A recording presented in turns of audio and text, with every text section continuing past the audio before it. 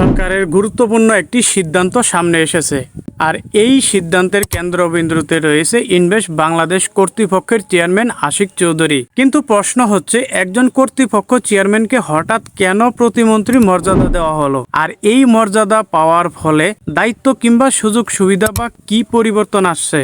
মঙ্গলবার রাতে এ বিষয়ে প্রজ্ঞাপন জারি করেছে মন্ত্রী পরিষদ বিভাগ।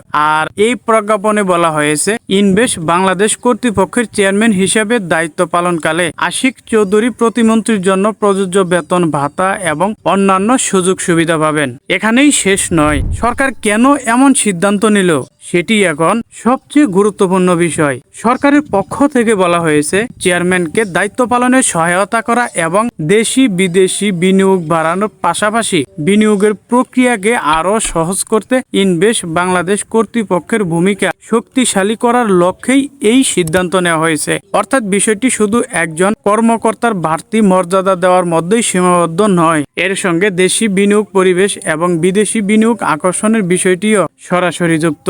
এখন প্রশ্ন, ইনভেস্ট বাংলাদেশ আসলে কি কাজ করে? সহজ করে বললে, দেশে যারা বিনিয়োগ করতে চান, বিশেষ করে দেশি বিদেশি বিনিয়োগকারীদের জন্য বিভিন্ন সরকারি সেবা ও উদ্যোগের মধ্যেই সমন্বয় করা গুরুত্বপূর্ণ দায়িত্ব পালন করে এই কর্তৃপক্ষ।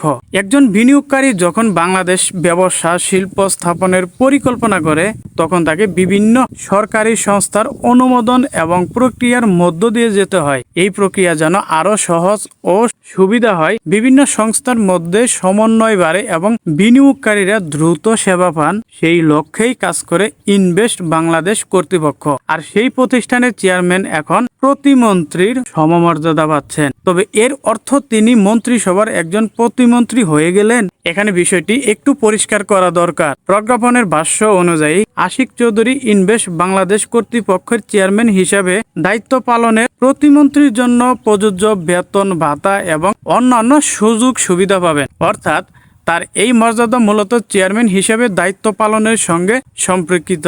সরকারের প্রত্যাশা হচ্ছে, এই বাড়তি মর্যাদা ও সুযোগ সুবিধার মধ্যে চেয়ারম্যানের দায়িত্ব পালনের সক্ষমতা আরও জোরদার হবে এবং বিনিয়োগ সংক্রান্ত কার্যক্রমের কর্তৃপক্ষের আরও কার্যকর ভূমিকা রাখতে পারবে। এখন সবচেয়ে বড় প্রশ্ন হচ্ছে, এর প্রভাব কোথায় পড়বে?